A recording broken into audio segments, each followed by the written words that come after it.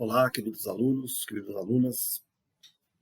Eu sou Adriano de Almeida, professor de literatura, educador, escritor também. E hoje eu vou falar com vocês um pouquinho sobre um livro, dentre os vários que vocês lerão para as avaliações institucionais de seleção. O Angústia, do Graciliano Ramos. Esse livro tão singular na literatura brasileira, que já me levou a muitas pesquisas, já me levou a muitas indagações e já instigou também muitas das mentes sábias entre os estudiosos da literatura, por ser de fato um livro intrigante e muitos outros adjetivos poderíamos usar para classificá-lo. Bom, a ideia é falar um tanto desse livro, mas antes disso, gostaria de já falar um pouquinho sobre essa palavra que nomeia o livro do Graciliano Ramos, que é angústia. Angusto, de onde vem angústia, angusto é apertado, comprimido. Então, literalmente, quem está angustiado está apertado. A pessoa está pressionada. O angustiado seria aquele, então, aprisionado, sufocado por pensamentos, sentimentos, sensações inconciliáveis, ou seja, é impossível ficar em paz.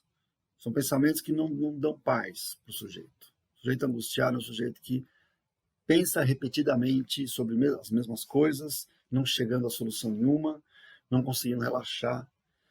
É um sujeito perturbado, como é o Luiz da Silva, que conhecemos ao ler o Angústia, que é o protagonista do romance Angústia. Vamos falar um pouquinho antes disso do próprio Graciliano Ramos, um escritor muito importante para a história da literatura brasileira, vamos dizer assim, uma personalidade também da cultura brasileira, bastante importante. O Graciliano Ramos nasceu em 1892, numa cidadezinha no interior da Alagoas chamada Quebrangulo. Logo cedo ele já se mostrou hábil para o mundo das letras. Ali pelos seus 11, 12 anos participa de um jornalzinho literário da escola. Participa não, ele é um dos donos, né, do jornalzinho, ele é o primo dele. E escreve um texto que muitos críticos literários, muitos leitores, fãs do Graciliano Ramos, têm como um texto surpreendente. Sobretudo porque, tendo sido produzido em tenros anos do autor, ele tem ali 12 anos de idade, 11, 12 anos de idade, e já produz alguma coisa que marca bastante, marcará depois muito a sua trajetória como escritor, que é essa observação arguta e cáustica, né? Vamos dizer assim, bem combativa, né? Da realidade brasileira. Ele escreve um conto ali sobre um menino, o conto se chama O Pequeno Pedinte, e vai mostrar uma criança pobre na frente da igreja, numa cidadezinha do interior, pedindo esmola. E mostrando, então, aí como, dando um flagrante nessa situação tão típica ao nosso país, sendo esse fator, a desigualdade social, a pobreza, o estado de miséria em que se encontram muitos dos nossos compatriotas, né, nossos irmãos e irmãs brasileiros e brasileiras.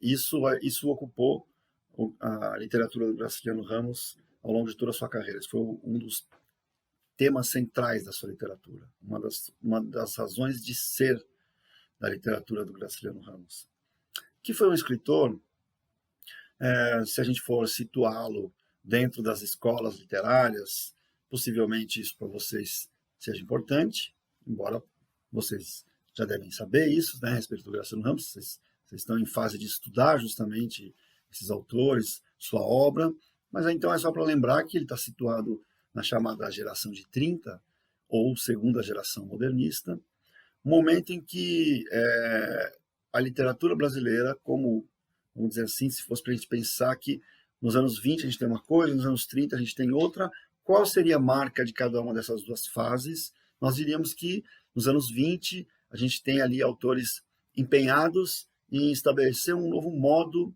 de expressão nas artes. No caso da literatura, uma nova escrita. Uma escrita, por exemplo, que incorporasse mais fortemente aspectos que são muito potentes na cultura brasileira e que se afastasse, ou que pelo menos relativizasse essa hegemonia, essa maneira dominante de se pensar a arte, a cultura e a literatura, consequentemente, dos europeus, sobretudo portugueses, que tinham uma influência enorme, ainda tem, né, mas não tem nem comparação, sobre a nossa produção literária. A produção literária e as práticas mesmo de comunicação social. Né? Então,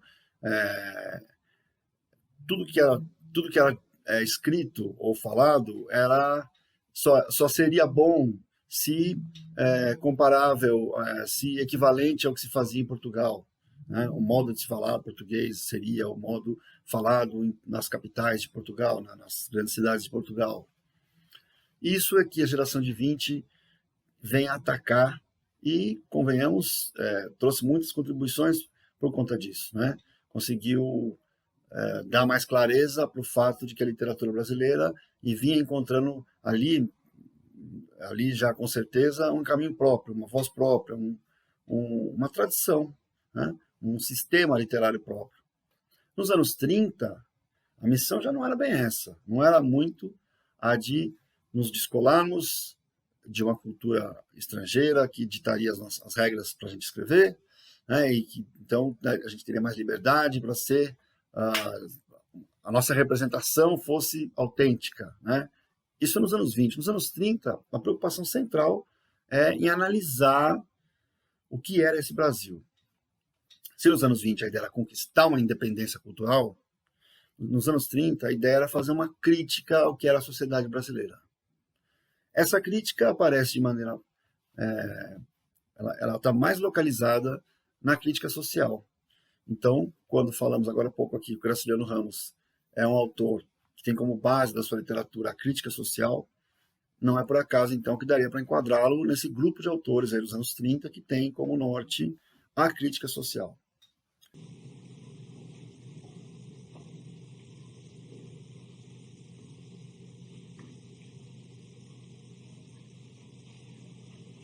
O que é que o senhor acha de Luiz Carlos Prestes?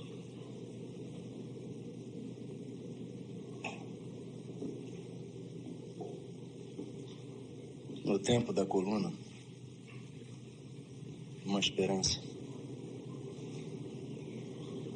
Em 26, meu tio Abílio esteve com os revoltosos lá pelas bandas da Bahia. Agora não sei. Sinto apenas que essa grande força esteja paralisada.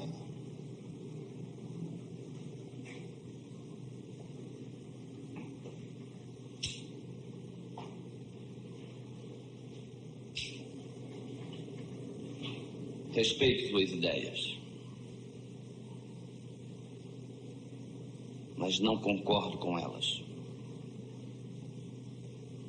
Bem, Graciliano Ramos nasce numa cidade do interior de Alagoas, chamada Quebrangulo.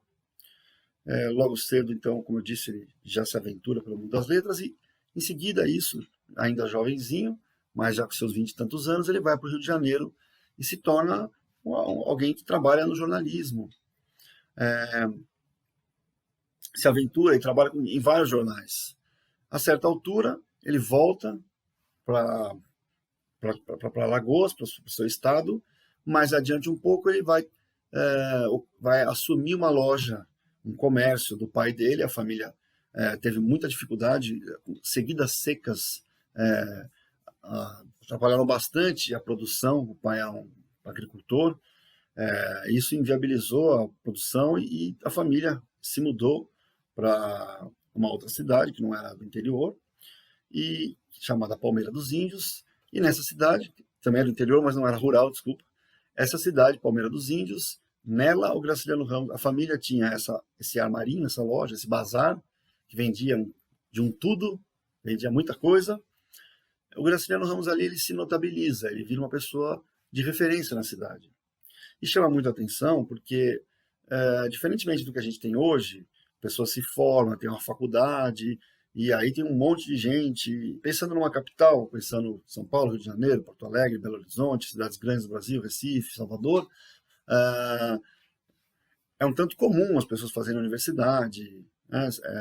Os intelectuais, as pessoas que escrevem, que estão fazendo jornalismo, são pessoas que têm formação, têm o ensino superior. Não é bem assim, não só na época, como naquela região onde o Graciliano Ramos estava. Então, o que eu queria dizer é que ele não tinha faculdade, não tinha nível superior, mas ele era considerado ali na sua cidade, na pequena cidade onde ele foi morar, Palmeira dos Índios, como um intelectual, uma figura de relevância. Isso também tem a ver com o fato de que Graciliano Ramos era um sujeito muito culto, né? Não, mesmo não tendo passado pela universidade, já tinha um conhecimento incrível de línguas estrangeiras, tinha um conhecimento incrível da literatura estrangeira, da cultura de maneira geral.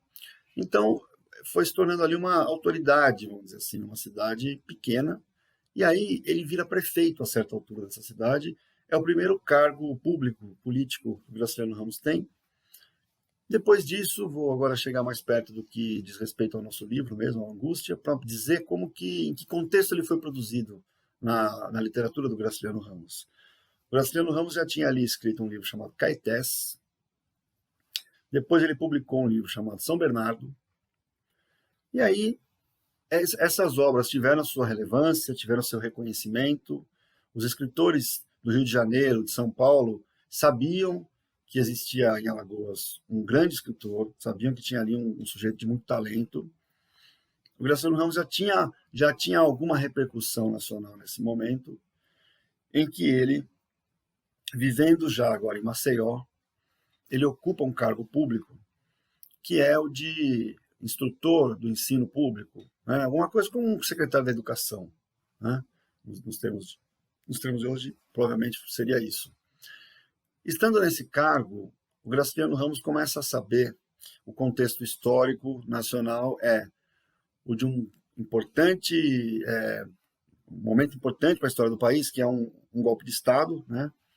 Dado pelo Getúlio Vargas, que àquela altura se torna presidente da República, e institui no Brasil o chamado Estado Novo, que é um momento, vocês devem estar estudando em história isso, já estudaram, enfim, estão por dentro disso, é um momento de bastante perseguição política, em que pessoas como as que tinham oposição com as do Graciliano Ramos se viram perseguidas.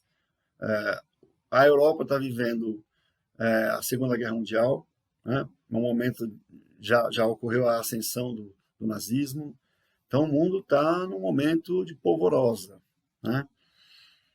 O Graciliano Ramos, então, ocupando esse cargo na educação, recebe, a certa altura, no seu gabinete, o recado dado por um colega dele. Algumas pessoas começaram a comentar no ambiente de trabalho que ele estava sendo perseguido, que ele deveria ficar atento, porque estaria logo mais sendo perseguido.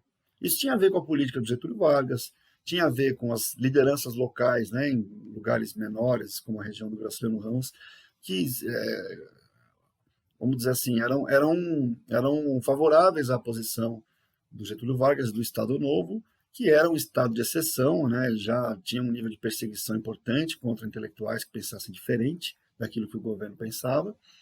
E o Graciliano Ramos virou um dos alvos mesmo dessa política de perseguição. E foi preso, né?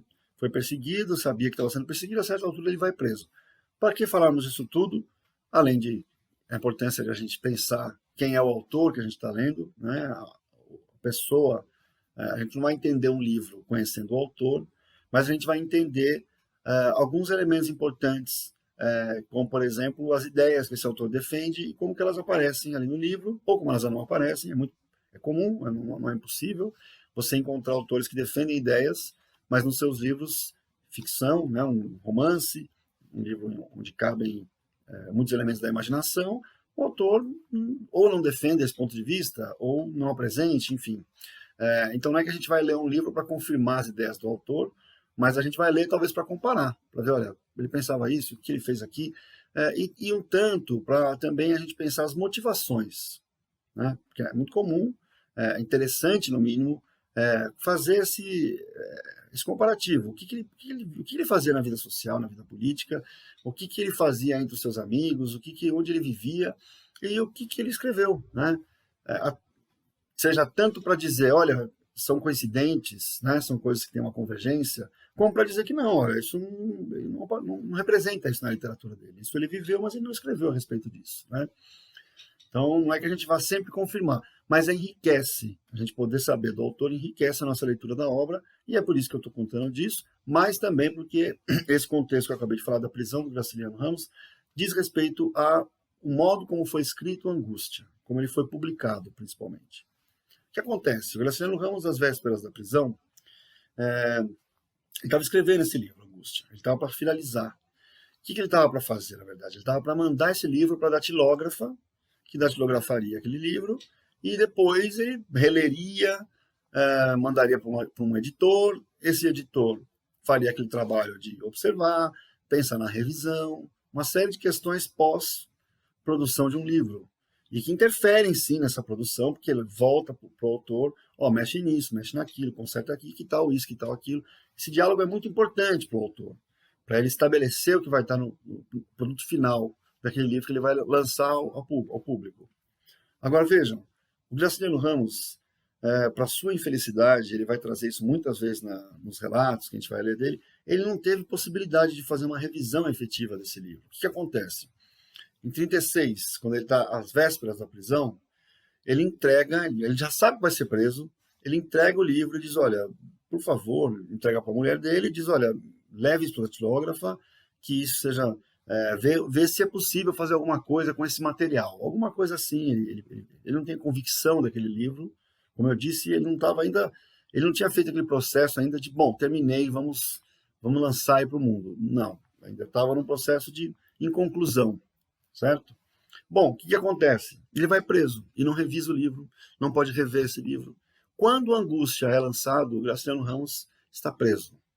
E é muito incômodo para ele ver aquele livro elogiado aqui, elogiado acolá, quer dizer, o livro começa a ganhar uma simpatia do público, e o Graciliano Ramos fica extremamente inseguro, ele não tem certeza do que é aquele livro.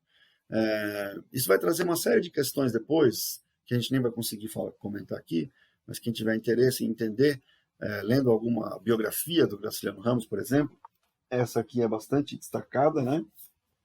O Velho Graça, é uma biografia escrita pelo Denis de Moraes, talvez uma das mais, com certeza uma das mais famosas. E a gente tem também esse outro livro, belíssimo também, escrito pelo filho do Graciliano Ramos, o Ricardo Ramos.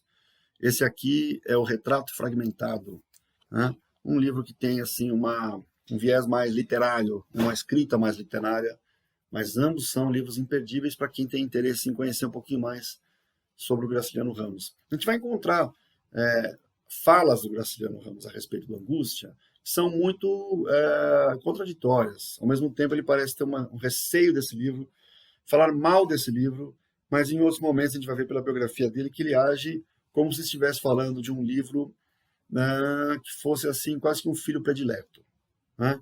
Bom, vamos então falar um pouquinho desse livro, e tudo isso é importante levar em consideração até para entender, para perceber de fato como existe uma singularidade nesse livro.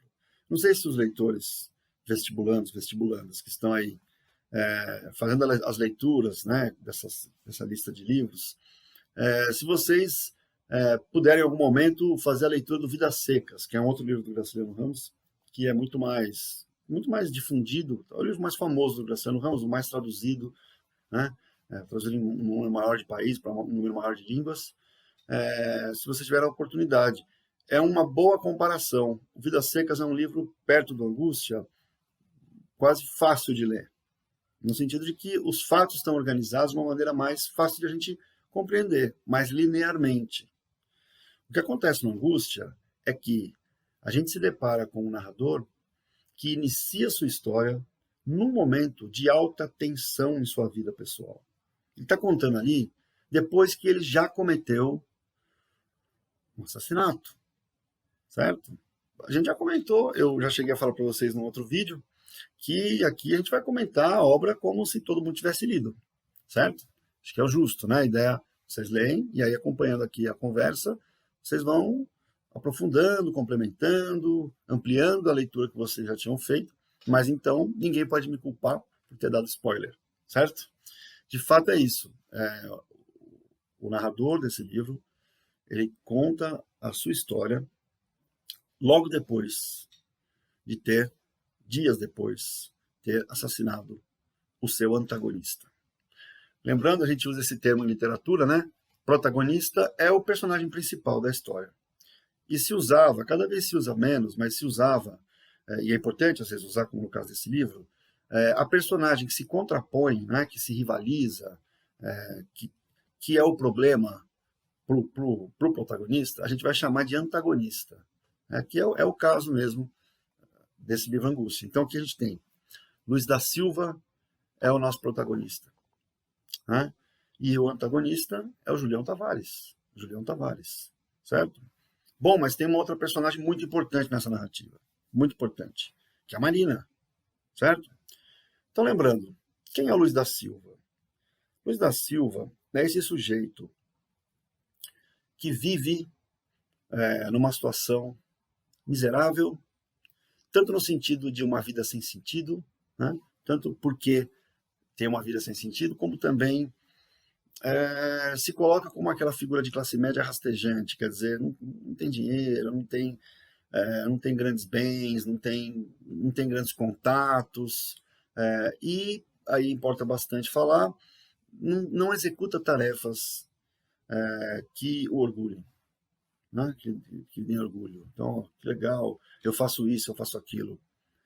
Não, Luiz da Silva, ele trabalha como jornalista, né? Ele trabalha para um órgão oficial de imprensa, fazendo ali uma imprensa bem colada ao discurso oficial da política, uma imprensa que não tem a sua independência.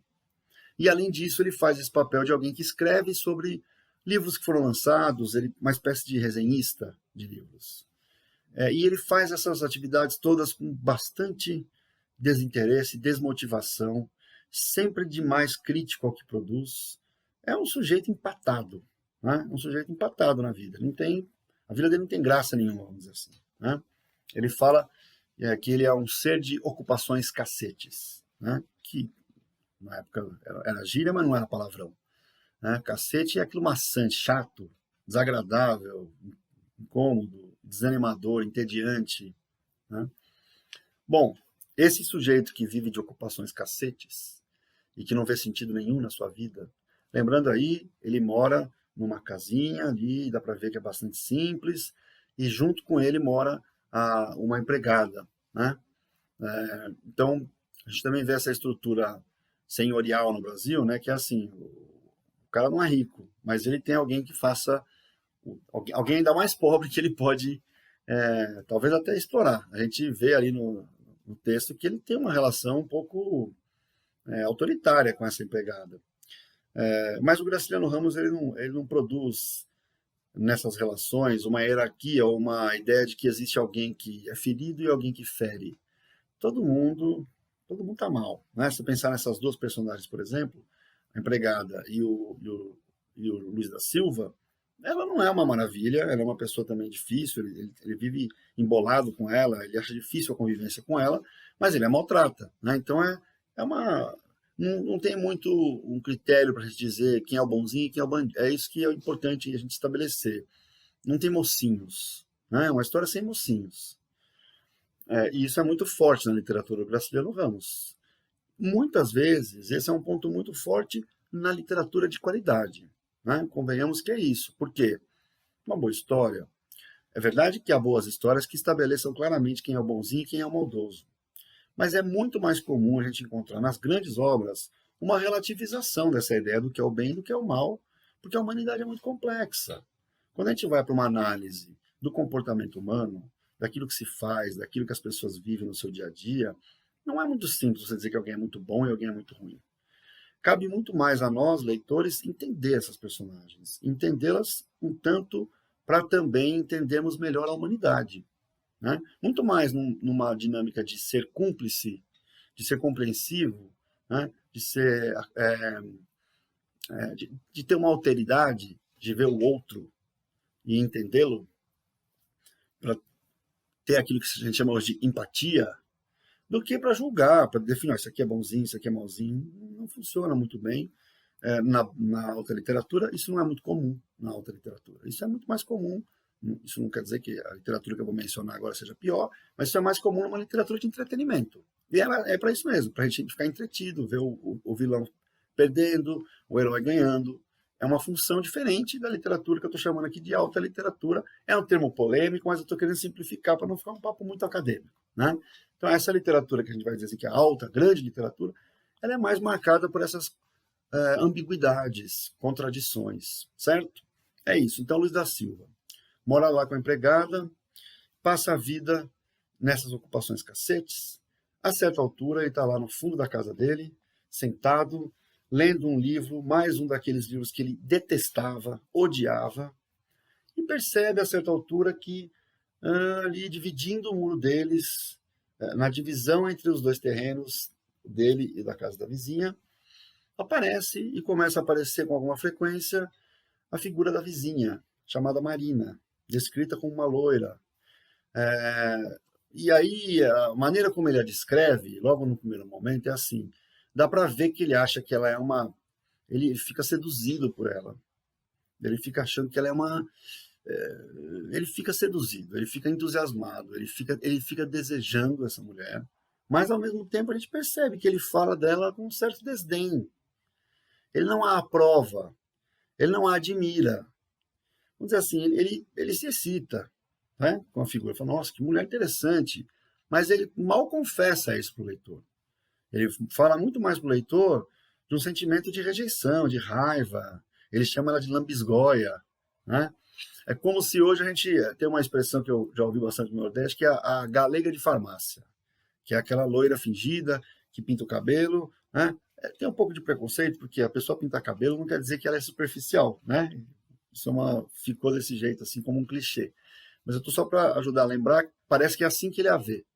Uma mulher que tem uma aparência linda, mas que é uma superficial, uma tonta, uma boba, uma chata e outras coisas assim, mais simples. Ele vai observando, mas ele vai ficando interessado por ela ao mesmo tempo. E ele vai percebendo que está fazendo uma coisa idiota. É como se ele fosse um intelectual derrotado. Uma pessoa que tem muito senso crítico, mas que não realiza as coisas que talvez fossem próprias de alguém que tem uma percepção mais sofisticada, né, da realidade, uma percepção melhor do que está em jogo, na disputa pelo trabalho, na disputa política. Mas isso é só uma hipótese. Na verdade, ele não é bem assim, né, o Luiz da Silva. Ele tem aquele conhecimento mais instrumental, de uma pessoa que entende como é que escreve, como é que faz revisão, conhecimentos instrumentais da linguagem, das letras. Mas ele não é um homem profundo, um profundo conhecedor de teorias, não é disso que se trata. Ele fica naquele limiar, ele fica naquele meio de caminho entre ser um homem das letras, um intelectual, né, e ser um sujeito como algumas pessoas que ele conhece, como o seu Adão, o seu Ivo, principalmente, né? O seu Ivo, que é uma espécie de pedinte, que está sempre na rua. É como se aquele sujeito tivesse radicalizado, né? Esse seu Ivo tivesse radicalizado essa condição de um miserável, e o Luiz da Silva não, ele ficasse ali entre tentar ter uma vida digna, mas sem nunca conseguir. E ele tem uma ilusão de poder ter uma vida digna justamente no momento em que ele se apaixona pela Marina. A paixão dele pela Marina alimenta essa espécie de sonho que é assim, poxa, mas eu poderia ser melhor do que essa coisinha de nada que eu sou. Poderia. Então o que ele faz?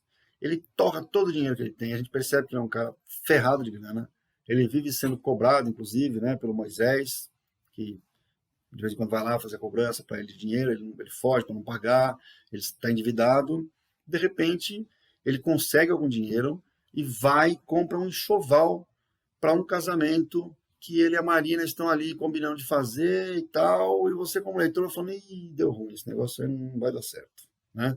esse negócio aí não vai rolar, acho que não vai funcionar. Esse sujeito não é alguém preparado, talvez, vamos dizer assim, para viver uma experiência como essa, de um casamento. É um sujeito muito embrulhado, muito bagunçado, muito torto, muito indeciso, muito confuso, né? E com ideias muito. Ele é muito perturbado. Né?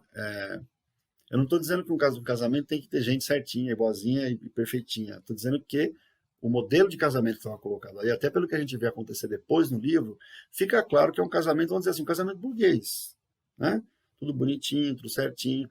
Não que o casamento burguês seja bonitinho e certinho, mas ele tem essa pompa. Ele procura manter, para transmitir essa ideia de uma coisa muito bonita, muito bem resolvida, todo mundo está feliz e tal. Para o Luiz da Silva isso não funciona, porque ele não consegue parecer um sujeito normal. Ele não consegue parecer alguém certinho. Então ele é, perto do que seria o mundo burguês, ele é um inadequado, ele não cabe naquele lugar, ele não dá certo naquele mundo.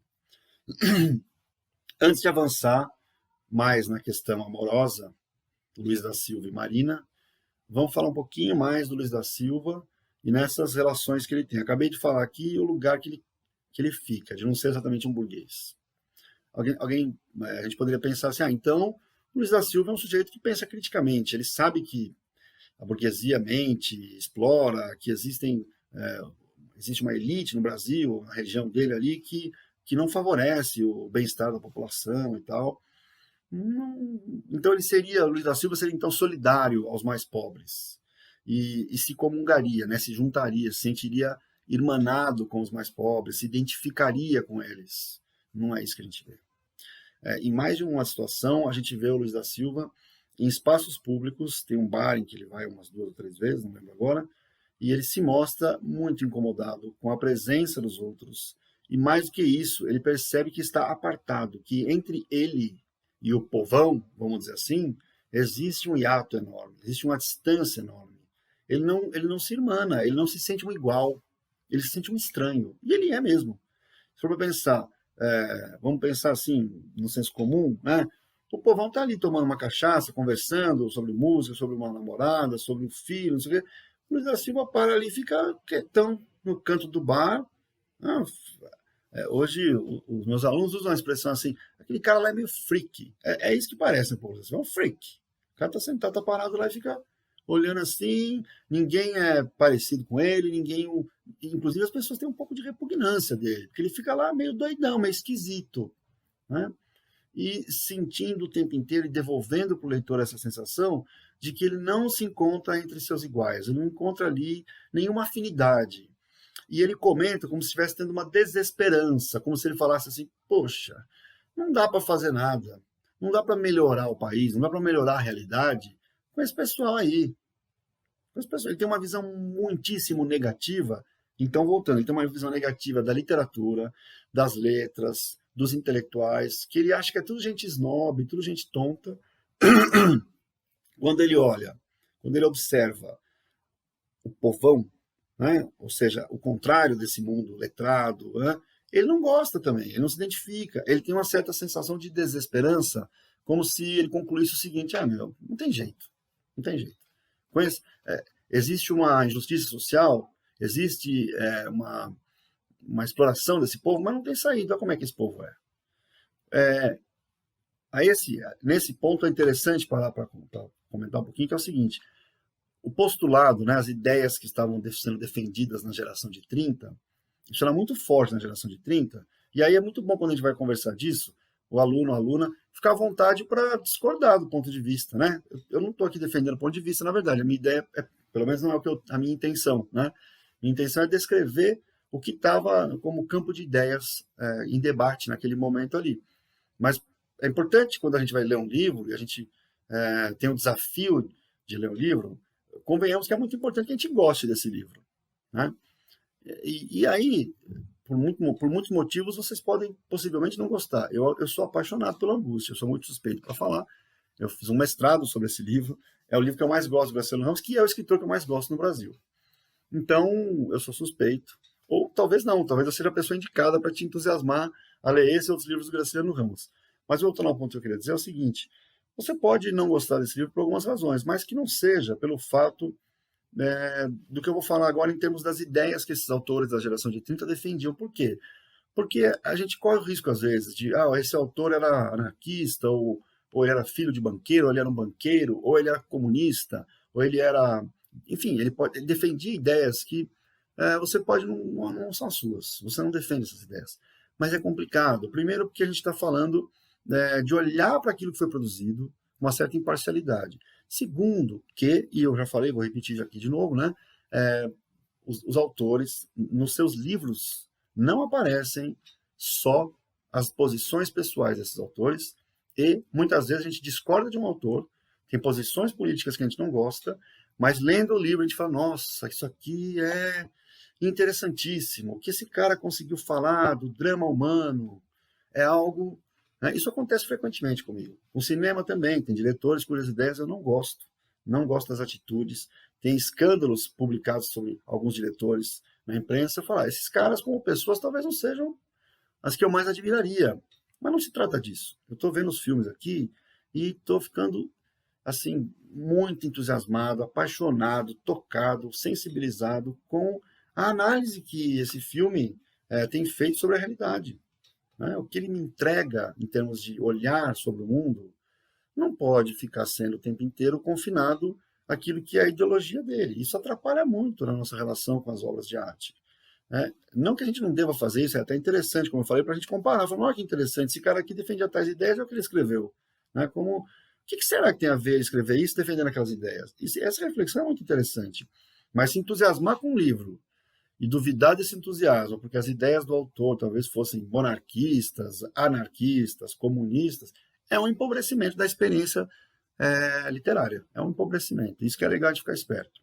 Voltando ao ponto, a geração de 30 era uma geração muito escorada, muito ancorada, muito pautada na crítica marxista, que é aquela que, simplificando bastante, os professores de História e Filosofia me perdoem, eu preciso só fazer um rápido traçado aqui. Né? Essa geração, como geração pautada por questões marxistas, vai olhar para a sociedade sempre a partir dessa questão da luta de classe, da dificuldade que a sociedade tem em se harmonizar por conta da desigualdade que está estabelecida ali. Um roubo é o que tem sido demonstrado categoricamente pelos filósofos e bem nos livros. Mais de uma légua de terras, casas, açude, gado, mata, tudo de um homem. Não está certo. Está certo? É isso mesmo. Seu Padilha tem razão. Eu não entendo, sou bruto. Mas perco o sono assuntando nisso. A gente se mata por causa dos outros. É ou não é, Casimiro? Besteira. Desde o começo do mundo que as coisas têm dono. Que dono que nada. O que é que morremos a trabalhar para enriquecer os outros. Trabalhar de quê? Em que você trabalha, parasita? Preguiçoso? Lambaio? Não é nada não, seu Paulo.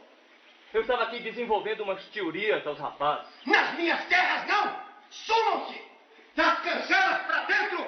Ninguém mija fora do caco! Pegue as suas burundangas e danem-se! Com um professor assim, eu estou bonito! Dou por visto o que você ensina aos seus alunos, seu vagabundo! E eu meto a mão em cumbuca? Eu sou lá capaz de propagar ideias subversivas? O Graciliano Ramos tem um comportamento muito diferente de alguns autores que são emblemáticos dessa época. Por exemplo, o Jorge Amado. Quando o Jorge Amado vai olhar, eu estou falando em linhas gerais, tá? Estou pensando aqui no livros do Jorge Amado, como, por exemplo, Capitães da Areia, Suor, né? Alguns livros em que fica muito marcada essa ideia, que eu vou dizer agora qual é, que é a seguinte: os intelectuais de esquerda, ou os militantes de esquerda, né? O Jorge Amado era envolvido com o Partido Comunista. O Graciliano Ramos, depois de ser preso, ele não foi preso por isso, porque não era de nenhuma instituição, não era ligado a nenhuma instituição de esquerda. Ele tinha ideias progressistas. Depois que ele foi preso, ele acabou se filiando ao Partido Comunista. Mas então, são dois autores de esquerda, dois autores envolvidos com as causas do comunismo, mas escritores muito diferentes na hora de trabalhar isso no texto literário. Onde eu quero chegar? No Jorge Amado, é comum que a gente veja o entusiasmo do escritor, lá no texto, do narrador do texto, essa figura ficcional que é o narrador, dentro do texto lá, comemorando explicitamente as vantagens desse modelo sociopolítico-econômico que é o comunismo. Né? essa é uma forma que ele encontrou, inclusive, de fazer sua militância também na sua literatura abertamente. Né? Mas isso, muitas vezes, pode tornar o texto pouco convincente. Onde eu quero chegar? As personagens que lideram os movimentos de esquerda nos livros, elas têm uma certa facilidade em convencer as pessoas pobres dessas ideias. Então é como se, nos livros do Jorge Amado, os pobres tivessem quase que uma tendência natural a aderir às ideias comunistas. O fato deles serem pobres é como se o narrador ali, as personagens comunistas dos textos, tivessem esse pensamento. Assim, esse cara é pobre, ele vai entender a causa comunista, porque isso vai fazer bem para ele. O Graciliano Ramos, e essa é a grande diferença do modo como cada escritor lida com as suas ideias, o Graciliano Ramos, a meu ver, consegue resolver isso muito melhor. Por quê? Porque ele vai observar como isso é tenso. Isso é tenso. Como não é simples. Como aquele sujeito, Graciliano Ramos, entendia o comunismo como algo... O processo de trazer pessoas para essa causa era muito mais complexo.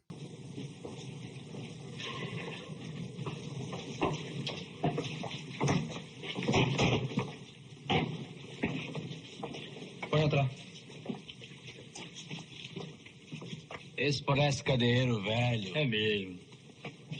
Hein? Você entra como se estivesse entrando na sua própria casa.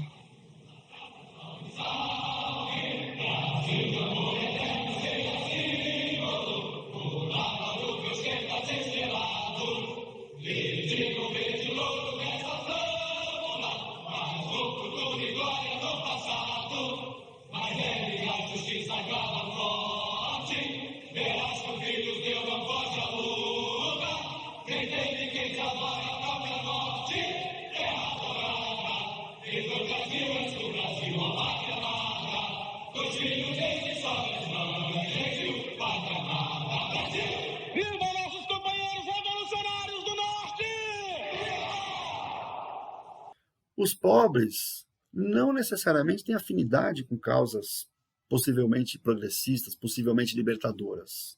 Estou dizendo assim, se a gente parte do princípio que o comunismo faz bem para o pobre, vamos partir desse princípio, é isso que pensavam os comunistas ali nos anos 30. Então, bom, tendo isso em vista, o pobre então vai gostar dessas ideias, porque são ideias que defendem o pobre, que procuram defender uma transformação social pela revolução, que retire o pobre desses lugares explorados. Malagradecidos, estúpidos, juízo de galinha, embarcando em canoa furada. Dessa vez passa. Mas se me constar que vocês andam com saltos de pulga, eu chamo o delegado de polícia que isso aqui não é a Rússia. Estão ouvindo? E sumam-se!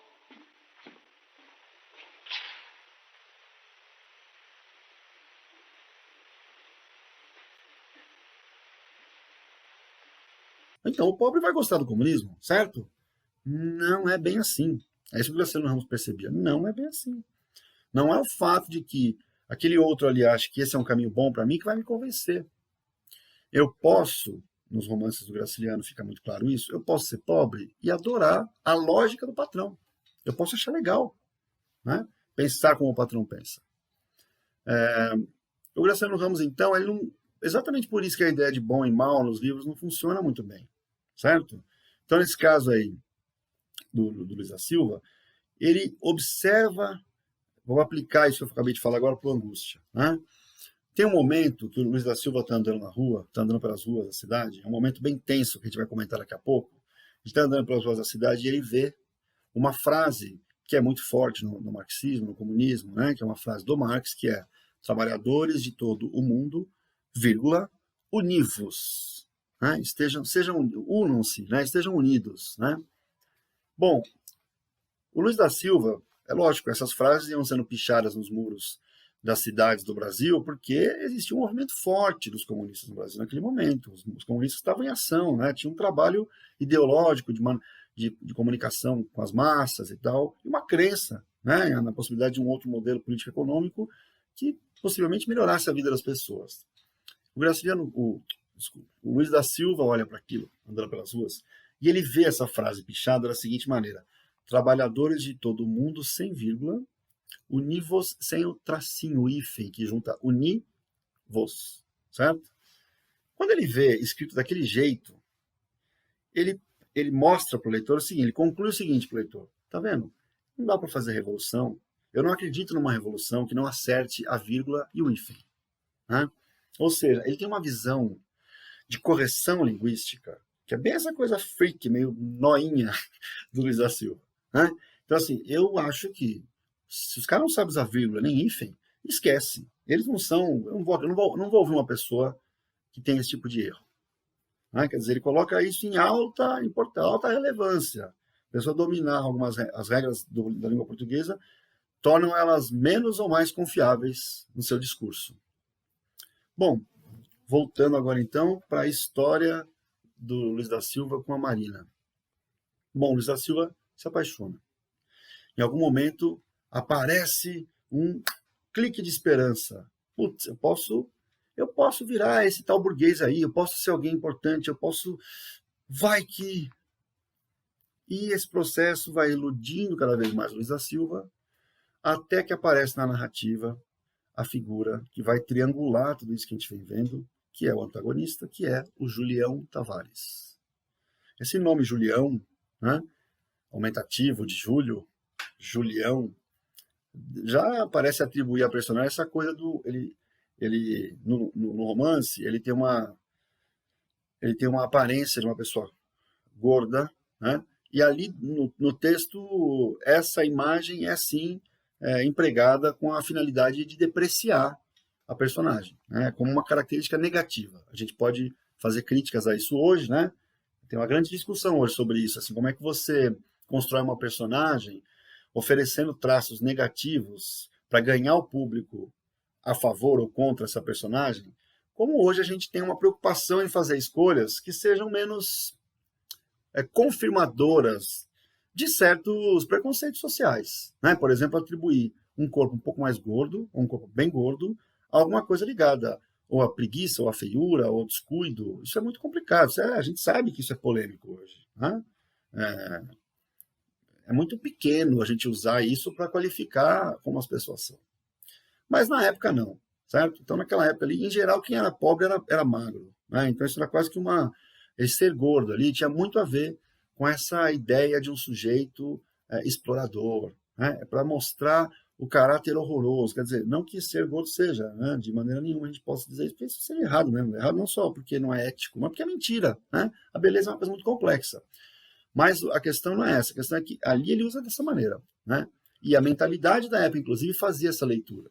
Certo? Nesse sentido, tem várias coisas que a gente pega os textos mais antigos e a gente fala, isso aqui não, se fosse para pensar hoje uma característica para marcar uma personagem negativamente, talvez isso hoje não funcionasse. Nesse sentido, isso pode ser considerado datado.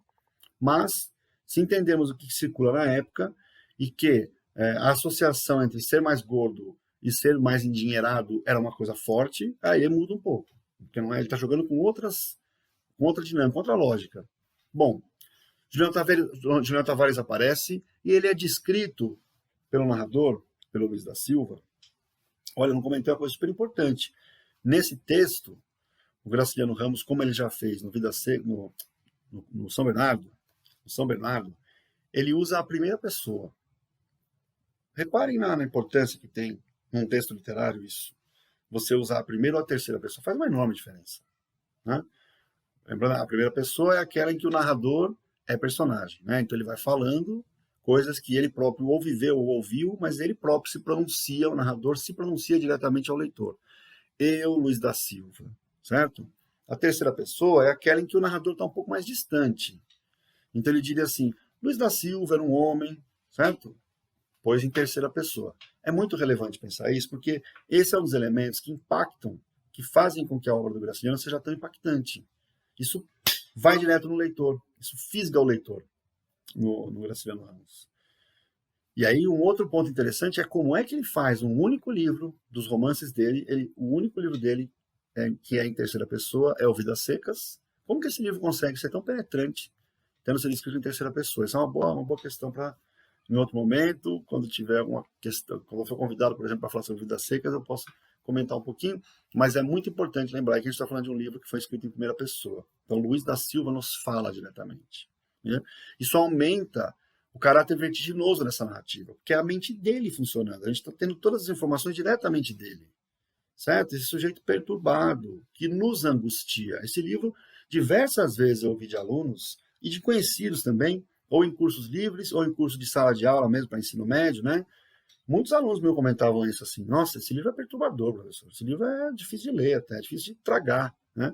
É verdade, é um livro perturbador, sim, angústia. Perturbador. Né? Muitas vezes na arte, o que nos perturba também nos ensina e nos liberta. Né? Então, os antigos falavam muito isso, que a tragédia grega mostrava situações de grande violência, serviam para que o público, vendo aquela violência no palco, se sentisse livre dela e pudesse ficar à vontade para não cometer. Né? É como se a gente jogasse as nossas pulsões para o livro, para o filme, para a peça e realizasse ali, simbolicamente, o que na vida real a gente não quer realizar. Né? É muitas vezes a função, por exemplo, de uma prática social importante no Brasil, que é o futebol. Né? Eu já ouvi algumas vezes a ideia de que o futebol é uma guerra sem armas. Teoricamente, né? Num esporte que de fato só lide com as questões desportivas, você teria ali uma forma de trabalhar conflitos sem as pessoas se eliminarem, certo? Só eliminando no esporte, num jogo, e não numa realidade. É muito importante a simbolização na vida do ser humano, é muito importante. É o que nos separa das outras espécies, né? A gente simboliza, então a gente sofre, a gente vê um filme que fala sobre coisas parecidas que a gente está sofrendo, nossa, aquilo acalma, porque aí tem a questão da identificação. Né? A gente está numa situação difícil, assiste um filme que traz uma situação, às vezes ainda mais difícil, você fala, poxa vida, até que eu não estou tão mal assim, né? A gente está passando por uma situação difícil, pessoalmente, assiste um filme aí sobre o nazismo, a Segunda Guerra Mundial, fala, poxa vida, pelo menos disso eu estou livre, não passei por isso. Atualmente a gente tem que fazer isso, inclusive, porque tivemos ao longo do ano e temos ainda um cenário que ajuda muito a gente a se angustiar, né? Até essa sensação de estar apertado, oprimido, né? No espaço angusto. E com isso, não há muita possibilidade, né? De fazer compensações. A vida no mundo externo, estou dizendo quem está em confinamento. Quem não está também vive uma enorme aflição, que é de ficar o dia inteiro vivendo experiências de medo, de receio. Né? Então, quer dizer, chamando a atenção para tudo que diz respeito aí à possibilidade que as artes, a literatura cria para a gente de identificação. Quanto é importante a gente lidar com isso no contato com a ficção, né? Com o livro, com o filme, com a peça de teatro. Mas, voltando à angústia, voltando ao fato de que, então, Luiz da Silva percebe a presença de Julião Tavares. Quem é Julião Tavares? O Luiz da Silva caracteriza o Julião Tavares como nacionalista, patriota, católico, burguês. Né? Vamos entender, e com muito cuidado, agora a gente está tocando num outro ponto, que pode trazer dificuldades e divergências e indisposições do leitor com o autor ou o narrador, que é a ideia de falar que o Julião Tavares é católico. Certo? Entendam que ali ele está fazendo uma análise que é a seguinte: o católico no texto representa aquele sujeito que circula por um meio social e que exibe um tipo de comportamento tido como correto. Né? O católico, para aquela visão crítica do Luiz da Silva, seria o ser muito comportadinho, certo? Luiz da Silva, então, apesar de ele não ser comunista, de ele inclusive ter uma certa repulsa pelo modo como as massas se reúnem, o modo como o povo ele tem muita raiva da hipocrisia católica, burguesa, né? Patriota. Então, ele é um sujeito crítico de algumas coisas da sociedade brasileira. E aí, de novo, é importante pensar, se você é católico, se você tem alguma religião, né? É muito importante também a gente ter, no caso da leitura de um texto, esse cuidado, porque senão a gente atropela a experiência do outro, a experiência que está sendo colocada ali para a gente, que traz sempre contribuições importantes, a gente desiste de dialogar porque não é a nossa religião, ou tem uma visão sobre religião que não nos agrada. Primeiro, não é o Graciliano Ramos que está dizendo isso. Segundo, o Luiz da Silva não é uma personagem entendida na narrativa, apresentada na narrativa como correta. Então, eu já vi alunos cometendo esse tipo de dificuldade, passando por esse tipo de dificuldade, que é assim, olha, se o personagem principal daquele livro defende determinadas ideias, o autor está querendo que eu também defenda aquelas ideias. Mas veja, primeiro, não é assim que funciona, o autor não faz esse tipo de trabalho, algumas vezes sim, algumas vezes não é o caso do Graciliano, né? E tem um outro ponto, a gente não está falando de um herói positivo, ou seja, existem heróis das narrativas, né, os personagens principais de narrativas, que eles são sim criados como exemplo de comportamento. Então eu estou vendo lá a pessoa falando, olha que legal essa atitude, isso é muito comum em filmes, em livros mais populares quero dizer, mais comuns, mais típicos, que são mais de entretenimento, e aí não tem nenhum caráter negativo isso, é só um tipo de leitura, um tipo de ficção, né? Então, aí, assim, essas obras, elas têm uma ideia mesmo de apresentar um modelo de comportamento, muitas vezes. Não acontece isso na que eu estou chamando aqui de alta literatura. Ali é muito comum, né, isso aparece em muitos romances, muitos, Balzac, falando de grandes romancistas europeus, Balzac, Flaubert, a gente vai encontrar, por exemplo, Edgar Allan Poe, o escritor americano, certo? Os protagonistas do Edgar Allan Poe são seres maléficos, terríveis, e eles são protagonistas, eles são o personagem de maior identificação do leitor, a identificação imediata, é com ele que você vai acompanhar a história, e você vai detestá-lo, ou no mínimo você vai ter medo dele, você vai estranhá-lo, ele vai te trazer, ele vai te deixar perturbado, incomodado. Pense no Luiz da Silva dessa maneira, não é um herói positivo, é um herói negativo, você não tem que querer ser igual a ele. Então, ele ser católico, ele falar mal do catolicismo, não é um ponto para quem está criticando o catolicismo. Não. Né? E assim por diante. Né? Assim como ele fala mal do comunismo, não é que ele está certo e os comunistas estão errados. Cuidado com o jeito que vocês vão ver as coisas. Porque são temas muito fortes. E eles têm voltado com força na sociedade brasileira contemporânea. Por isso que eu acho muito importante comentar quando eu falo do livro. Um livro não é só o passado. É o diálogo. Na verdade, é assim, né? O Humberto Eco falava alguma coisa desse tipo. Um livro fechado é um livro morto. Quando a gente abre um livro e começa a ler, ele volta à vida. E quando vocês estão agora tomando contato com o livro Angústia, vocês estão dando continuidade para a tradição de leitores do Angústia. Vocês entraram na história desse livro. Então, as impressões que vocês vão ter vão ressignificar o texto. Não tenham dúvida disso. Cada geração constrói o seu Graciliano Ramos, o seu Shakespeare, o seu Dostoiévski, o seu Machado de Assis, o seu Jorge Amado. Cada geração de leitores reinventam o escritor. Por quê? Porque adicionam elementos que não estavam previstos. O que chama muito a atenção no caso do Graciliano Ramos é como ele escolheu soluções estéticas para problemas que estavam ali na sua época e permanecem hoje, como desafios enormes. Por exemplo, esse desafio. O intelectual progressista, de ideias avançadas, concordemos com elas ou não, são ideias que no Brasil eram vistas como muito avançadas, de costumes, de visão um pouco mais equânime da economia, dos bens.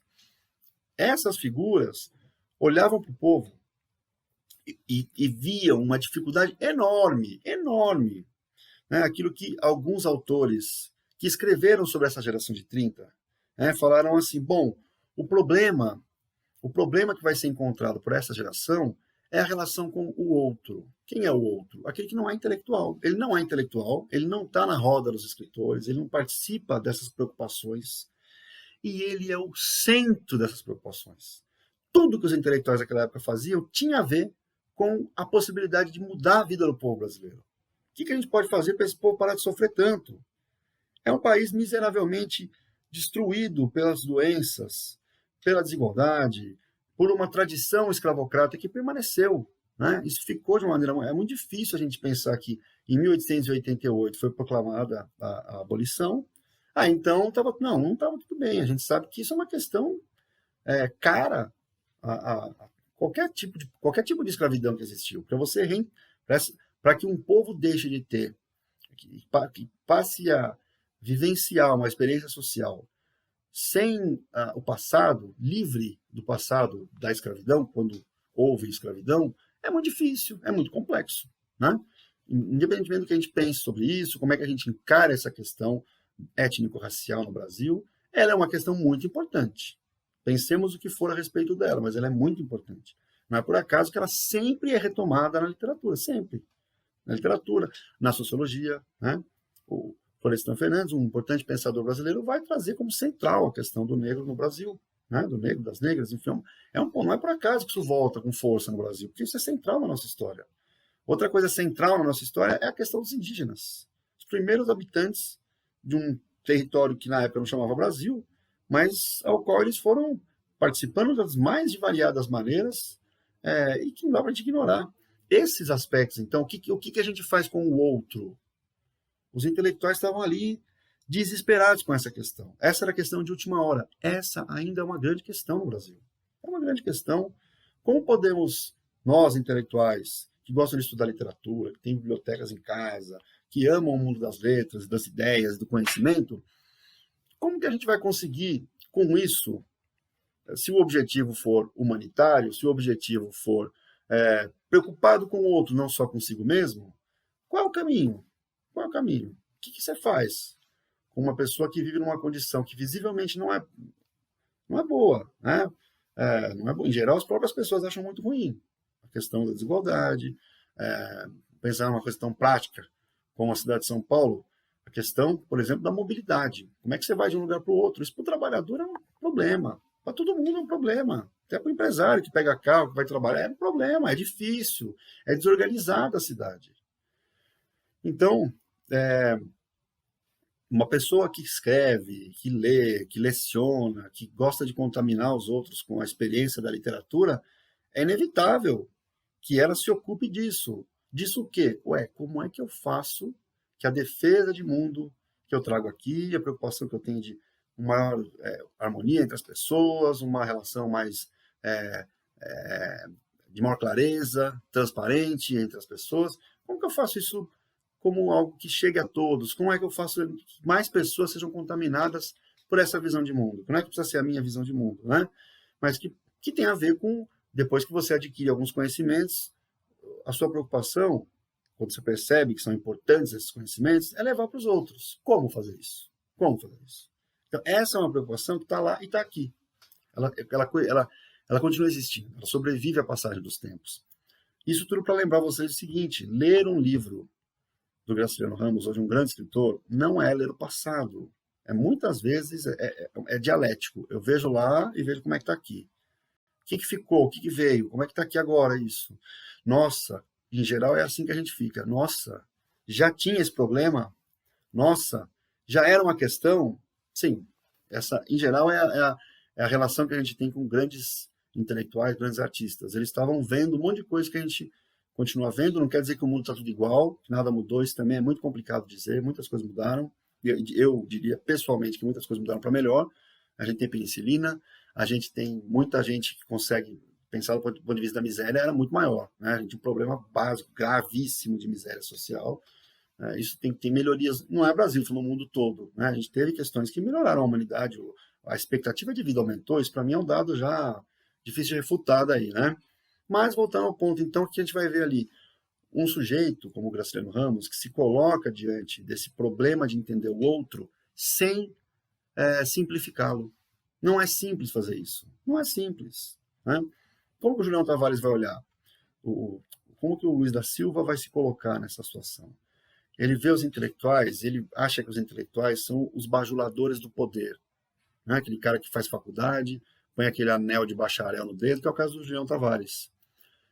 Declama poemas para impressionar, né? E é patriota. Mas tudo isso, assim como o catolicismo dele, é tudo fachada. O cara quer pagar uma de bonzinho. A gente vai vendo que o cara é um safado, certo? O que ele faz? Ele entra na vida da Marina.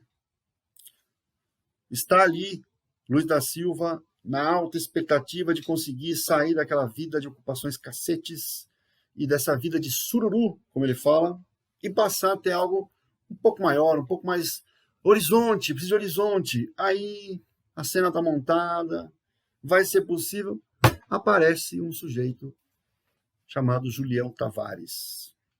Esse sujeito aí seduz a Marina, conquista a Marina e mela totalmente os planos do Julião Tavares, do Luiz da Silva. Mela totalmente os planos do Luiz da Silva. Chega com um carro, abre a porta do carro, desce, vai conversar com os pais da Marina e tal. E aí começa a se elevar o nível de angústia do Luiz da Silva. Porque é possível elevar o nível de angústia do Luiz da Silva, por incrível que pareça. Ele começa a ouvir. Eu não sei se vocês se lembram, esse livro é muito marcado, eu não estou falando, porque são elementos que se repetem ao longo do livro. Se eu tivesse que falar deles, eu precisaria lembrar, no mínimo, como eu vou fazer agora, que eles aparecem muitas vezes, eles marcam o livro. É o que eu tinha dito lá, é um livro que não tem. Você tem uma certa dificuldade de entender a passagem dos acontecimentos, né? É bom lembrar isso. Começa o livro depois da morte do Julião Tavares. Aí depois o Luiz da Silva vai contando o cotidiano dele, se apaixona pela Marina, mas constantemente ele faz um retorno, ele lembra de um momento em que ele tinha andanças por aí, né? Ele tinha vontade às vezes de se libertar e dizer adeus para essa vida chata, essas ocupações cacetes e sair caminhando por aí. De vez em quando ele fala isso. Ele fala também de alguns sonhos, de uma datilógrafa de olhos de gato, ou de óculos de gato, lembra agora, que ele encontra no bonde.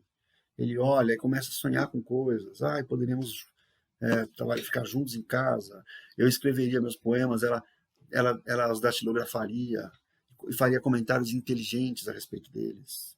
Ele faz comentários desse tipo, né? São sonhos, são possibilidades que ele teria, mas elas não se efetivam. Também ele comenta sobre a relação que ele tem com as pessoas comuns, vamos dizer assim. Ele esbarra nas pessoas, ele não gosta de encontrar com elas, ele faz muito comentário sobre a sua autoimagem, o quanto ele se sente incomodado de ser quem ele é. Ele põe uma roupa que parece que não serve direito, parece que ele está com um calombo no pescoço, que a gola da camisa faz um calombo no pescoço dele, e que parece que o corpo dele é ridículo dentro das roupas, né? Chama muita atenção também, dentro dessa lógica da digressão, né, de ficar pensando e não fazer a narração dos acontecimentos, né? Aparece com frequência a situação de ele lembrando do avô e do pai. E vocês devem se lembrar o que ele pensa ali naqueles momentos. Ele pensa em cenas altamente violentas. A gente está ali diante de uma educação, aquilo que o João Cabral de Melo Neto chamava de educação pela pedra, né? É uma educação na base da porrada, do sofrimento. Então, o avô, o pai, pega o menino Luiz da Silva, joga num poço para o menino aprender a nadar na marra, né? Fica testando o tempo inteiro a macheza dele. Uma dinâmica bem assim, daquela lógica, daquele mundo de coronéis, de pessoas que decidem as coisas na bala, né? Esse país bem violento, que ainda existe, certo? Que ainda é um pouco o Brasil. Então, dá para a gente perceber ali que essa narrativa, que tem a sucessão de fatos, é o tempo inteiro atravessada por elementos que eu acho que são... É isso que vai dando para o livro essa tônica potente. Ele é um livro tumultuado, é um livro de tumulto. Você vai lendo aqui, você vai ficando... Ele deixa a gente sem fôlego, né? É um livro muito potente, é muito forte, é muito vigoroso, né? Ele é diferente nesse sentido do Vidas Secas. As Vidas Secas tem uma linguagem de frases curtas, mais econômica, mais seca. Esse livro ele é marcado por esses elementos de gordurosos, vamos dizer assim. O Graciliano Ramos falou sobre esse livro para criticá-lo. Ele está cheio de gorduras. Mas eu não acho isso, e muitos críticos também, né? Eu estou pensando também no que eu já li sobre o que falaram do Angústia, né? Eu tendo a concordar plenamente, por exemplo, com o Silviano Santiago, que essas questões aí que falam, essas gorduras aí é que são a grande beleza do livro. É isso que vai dando para esse livro esse tom sombrio, pesado, carregado, duro, né? Difícil de digerir. Bom, isso tudo surge com intensidade depois que o Julião Tavares toma o espaço do Luiz da Silva, fica com a Marina, e toda a ilusão do Luiz da Silva vai se sendo destruída. Ele vai percebendo, vai perdendo completamente a esperança que ele tinha. E aí eu estava falando de umas imagens, né? Uma outra imagem que aparece muito no livro é a dos ratos. Os ratos roendo as coisas no armário da cozinha, não param. e são também essas ideias perturbadoras que ficam mordendo a consciência do narrador sem que ele possa combatê-las, sem que ele possa caçá-las, detê-las, né? Então são ratos que ficam roendo a mente, né? Aquelas insistências insuportáveis. Acontece o seguinte, ele acompanhando aquela rotina do novo casal, Julião Tavares e Marina, ele chega a ouvir a rede da casa vizinha rangendo, e ele chega a ouvir, ou achar que ouviu, os gemidos da transa do Julião Tavares com a Marina, e aquilo vai deixando ele fica num misto de desejo, de excitação sexual e ódio, né? Bom, entre os delírios do Luiz da Silva aparece a determinado momento a mistura de delírio com realidade, né? Chega na casa dele alguém para visitá-lo, o seu Ivo, com uma corda. Dali para frente ele começa a olhar para as coisas e pensar naquela corda. Ele fala muito dessa corda, ela volta no discurso dele, seja na forma de palavras, seja na forma de imagens parecidas com a de corda, extensões que ele vai encontrando. Em algum momento ele faz essa ideia, ele constrói a possibilidade de fazer alguma coisa com aquela corda, até que a gente vai encontrar, eu vou adiantar um pouco aqui, a gente vai encontrar então aquela cena de grande intensidade, né? Talvez a gente pudesse dizer que é o clímax do livro, né? O Luiz da Silva sai de casa com a corda, encontra o Julião Tavares e o enforca, né? Assassina o Julião Tavares. Daí para frente, a gente já vai ver esse sofrimento agônico do personagem, que vai ficando cada vez maior, e que, se a gente quiser, é o começo do livro, né? É o final do livro, é também o começo do livro. Aquela situação do final do livro é a mesma do começo do livro. Ele está perturbado porque ele matou o Julião Tavares, ele fala da possibilidade de ser pego, de ser preso, de descobrirem-no, né? Isso tudo para a gente fica fica em suspense, né? A gente não tem certeza, a gente não sabe o que vai acontecer depois, porque isso no fundo não importa muito. Dificilmente a prisão ou a liberdade faria diferença para essa consciência tão perturbada, tão turbulenta dessa personagem que é o Luiz da Silva, que é um Silva, né? O Silva, ele marca no Brasil o sobrenome popular, né? Silva tem a ver com selva, tem a ver com coisas rústicas, né? Coisas básicas, né? Tanto que é um sobrenome bastante comum, né? E associado a isso, certo? Associado ao rústico, e aí, por extensão, associado ao que é simples, ao que é do povo, ao que é mais brasileiro, né? É um pouco por aí que a gente pode pensar o nome da personagem Luiz da Silva, né?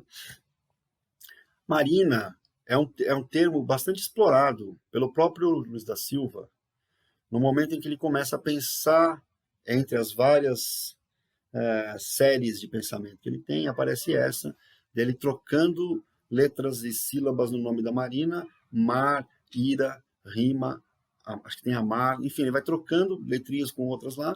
Então, a gente vê como, no mínimo, é um nome que foi escolhido e ele dá muito pano para a manga, para o narrador explorar essas possibilidades a partir de um nome, né? Então, aí, só para não deixar de comentar, antes dele assassinar o Julião Tavares, e isso é muito importante, aliás, para que aconteça esse assassinato. Até deveria ter falado antes, mas como a gente não está aqui apresentando o livro dentro daquilo que é a potência narrativa, mas só recortando fatos e comentando, então tudo bem, eu acho. Mas vamos lembrar então o seguinte, quando o Julião Tavares e a Marina se envolvem, logo em seguida, tem um momento, acho que talvez seja o momento que antecede o clímax do livro, né? Uma preparação para o clímax, porque é o momento em que a angústia chega a um extremo mesmo, no caso do Luiz da Silva, que é quando ele vai ver a Marina indo para uma casa de aborto para tirar o filho que ela teria com o Julião Tavares. Ela vai abortar. E é um processo vivido com muita tristeza, muito sofrimento pelo Luiz da Silva.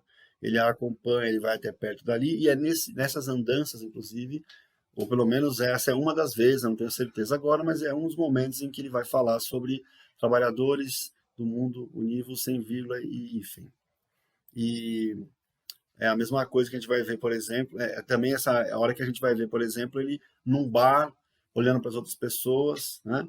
Ele está num bar em frente à casa da aborteira, pensando sobre a vida, né? E pensando sobre o que é aquilo que está acontecendo naquele momento. Que coisa horrível era aquela. E é um clima sombrio no livro mesmo, de tristeza. É um clima violento. É horrível de pensar naquela cena, né? Porque é uma cena, é muito, a lógica é muito aquela de o Julião Tavares entrou, dominou o terreno, fez o que queria, deixou a menina grávida e caiu fora, né? É um pouco assim que fica na narrativa, um aproveitador mesmo, né? Um aproveitador, um safado que conseguiu destruir o sonho, o único sonho de possibilidade de mudança que o Luiz da Silva, ao qual ele conseguiu se agarrar nessa narrativa. Então, é essa pequena esperança que o Luiz da Silva teve, que o Julião Tavares destruiu completamente, né? Não deixou pedra sobre pedra na vida desse pobre diabo que já era angustiado e que ficou mais ainda. Então, ele vai acompanhar os próximos passos da Marina, ele tem uma certa piedade da Marina, até porque ele fala, meu Deus, o que aconteceu com essa mulher? E aí ele conversa com o pai da Marina, e tem uma conversa ali de um pessoal muito chateado, muito triste com aquilo. Parece que passou um furacão naquela família. Do momento em que o Luiz da Silva ia ficar noivo da Marina, ficou noivo da Marina, até o momento em que o João Tavares chega, parece que passou um furacão ali, colocou a vida daquele pessoal de ponta cabeça. Muitas coisas poderiam ser ditas a respeito da angústia. Procurei trazer algumas questões para vocês, chamar a atenção de vocês para a importância desse livro, quanta coisa dá para pensar a partir de uma leitura como essa, e para vocês também se sentirem à vontade com a possível necessidade de, às vezes, fazer alguma marcação. Falar, bom, mas aqui que hora é essa? Porque como o texto não tem uma cronologia muito clara, ele até tem, mas é difícil a gente perceber, porque tem as digressões, ele vai contando e tem a digressão, ele vai contando e tem uma digressão. Mas tem um fio narrativo ali que dá para seguir. Algumas vezes, a primeira vez que eu li, eu fiz isso, e fiz isso com vários livros, fiz isso com Grande Sertão Veredas, por exemplo. Eu quis ir fazendo uma organização do que eu estava entendendo aí, para eu apreciar melhor, ficar mais à vontade para curtir o livro. Mas tem gente que não faz assim e também funciona. Tem muitos colegas meus que leram e não leram desse jeito, né? Que fizeram uma leitura acompanhando essa bagunçada forma, entre aspas, que as coisas aparecem ali, lembrando aí que ela não está bagunçada porque ela foi mal feita. Ela está propositalmente bagunçada porque as questões que acontecem na vida prática do Luiz da Silva são inseparáveis daquelas que ocupam o seu inconsciente. As torturas que ele sofria na infância, dos familiares que o obrigavam a se transformar num homem sério, macho, alguma coisa desse tipo. As andanças que ele já fez, que o colocava numa situação mais desapegada, com maior liberdade, mas que era uma vida muito difícil.